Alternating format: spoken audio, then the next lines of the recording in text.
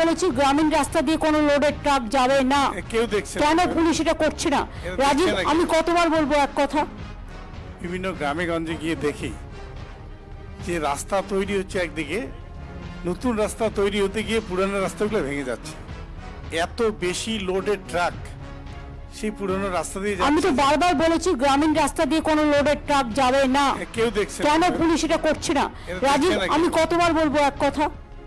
How many Times? বারবার করে আইসিদের বলা হচ্ছে, ডিএমদের, এসপিদের বলা হচ্ছে এটা পুলিশের দায়িত্ব।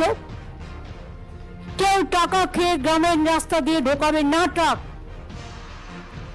টাকা নেই তা সত্ত্বেও আমরা করে যাচ্ছি, আর হেভি লোডের ট্রাকগুলো ঢুকে সেগুলো ভেঙে দিচ্ছে। কতবার বলবো এক কথা বারবার করে? এক কথা বারবার বলতে ভালো লাগে না। যদি কোনো কমপ্লেন থাকে please send me the complain. ঠিক আছে, বসুন, ঠিক কথা এটা।